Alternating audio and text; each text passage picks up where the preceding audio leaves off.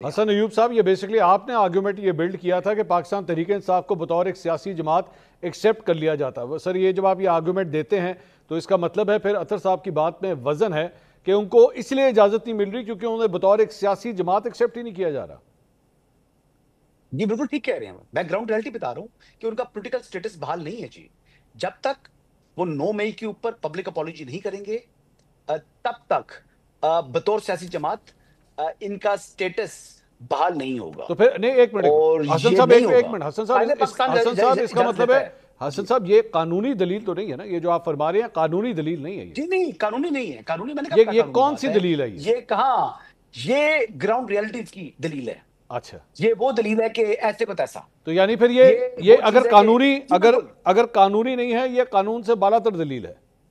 जी यही समझ लें। अच्छा, ठीक लेकिन है। ये ग्राउंड रियलिटी है। अच्छा, ये आज कहें कि हमने जलसा करना है, तो उनको जलसा करने नहीं दिया जाएगा। नहीं दिया उसकी जाएगा, वजह ठीक। ये है कि इनका जो पैटर्न है, इन्होंने जिस तरीके से रियासत के ऊपर हमला किया, जलाओ घेराव किया, जिस तरह पीटीवी के ऊपर आप देखिए कि हमला से स्टार्ट हुआ, प्राइम मिनिस्टर हाउस के ऊपर हमले से स्टार्ट हुआ, फिर आप देख लें कि जिस तरीके से 9 मई आप भूल गए, कभी टोल प्लाजे जला दिए, जनाब गवर्नमेंट हाउस जला दिया, जो आपकी यादगारें हैं शोधा की, उनको तोड़ दिया। यहां तक कि एएफआईसी रावलपिंडी, जो अमराजे कल के मरीजों का हॉस्पिटल है, क्योंकि वो मिलिट्री का था जहां पर सिविलियंस का भी इलाज हो रहा है, उस पर भी हमला कर दिया। ठीक।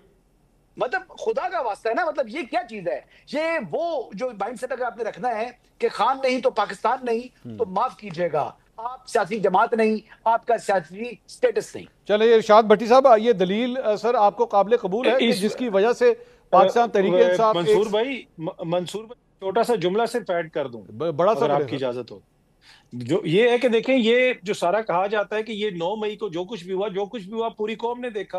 अब उससे कोई इनकार तो नहीं कर सकता, उसमें जो मुलविस है उसको सजाएं मिलनी चाहिए।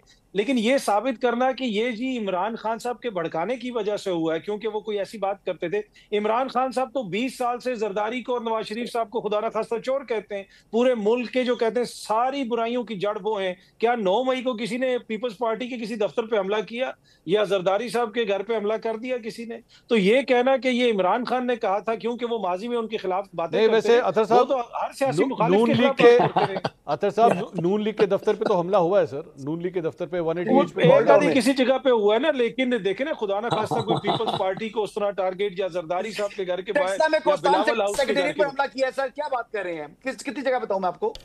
कम से कम जी, दर्जनों जगह, 3 दर्जन जगह, 3 दर्जन सियासी जमातों के दफातर हैं जहां पर हमले किए उन्होंने 9 मई को भी। वो उनके उनके मुकदमात किधर चल रहे हैं? उनके भी सर कहां मुकदमात मुकदमा किधर चलते चल हैं? रहे हैं? मॉब के खिलाफ कौन जाता है जी? मॉब के खिलाफ कौन आप जाएं? मैं मॉब में कितने लोगों की गाड़ियां टूटती हैं। लोग जो है वो वर्कर, जब बेनजीर शहीद हुई थी, तो कितने लोगों की गाड़ियों को जो लोगों ने तोड़ फोड़ दिया था। किसी एक का मुकदमा बताएंगे चला था? वही तो मैं अर्ज कर रहा हूं ना कि फिर मॉब ये साबित तो किसने नहीं होता ना कि इमरान इंस्टिगेट खान किसने साहब के किया? कहने की वजह से कुछ किया हुआ है। ये इमरान तो खान तो साबित देखे ना, होना है इन जी। सब के खिलाफ ये मामला, इंस्टिगेट करते रहे ना, बात करते रहे। अगर अगर ये ये कहा ये जाए तो कि वो इंस्टिगेट करते थे खान साहब उनकी ने तनकीद। खान साहब ने तो जब वो रिहा हुए थे, उन्होंने कहा था दोबारा मुझे गिरफ्तार करेंगे इससे ज्यादा रिएक्शन आएगा। भूल गया? रिहार, आपने नहीं सुना था इमरान जी खान जी साहब को? बिल्कुल। जी, इमरान खान साहब के नहीं अपने देखे ना, अल्फाज उस थे, दिन मेरे अल्फाज तो नहीं थे। इमरान खान साहब गैर कानूनी हिरासत में थे, रिहा नहीं हुए थे, बाजियाब करवाया गया था उनको। इसलिए कि सुप्रीम कोर्ट ने अपने फैसले में लिखा था कि वो गैर कानूनी हिरासत थी जो 9 मई को हुई थी। तो ठीक। बाजियाब जब वो हुए इर्श- और जब उनको छुड़वाया गया गैर कानूनी हिरासत से, तो उस वक्त मेरा नहीं ख्याल कि उन्होंने ये बात की थी कि कोई दोबारा होगा, बल्कि उन्होंने कहा था ऐसा नहीं होना चाहिए। अच्छा, जिस तरह सुप्रीम कोर्ट के अहाते से B4U का मालिक को गिरफ्तार किया था नैब ने, तो उस पर तो उमरता बंदियाल साहब ने कहा था कि चलें जी हो गया, सुप्रीम कोर्ट का अहाता था, हो गया, अब आप पोस्ट अरेस्ट बेल फाइल करें। वो हाई कोर्ट का अहाता नहीं था, वो बेसिकली बायोमेट्रिक वाली जगह थी जहां से इमरान खान साहब को गिरफ्तार किया था। तो उन्होंने कहा था बंदियाल साहब ने कि ये तस्वर किया जाए कि वो गिरफ्तार ही नहीं हुए। तो ये इमरानदारी की जो मिसालें मुझे आप याद दिला रहे हैं। और आपको बताऊं कि B4U वाला जो मालिक गिरफ्तार हुआ था, उसका पता वकील कौन था? उसके वकील थे जी जी। सरदार लतीफ कोता साहब। ठीक।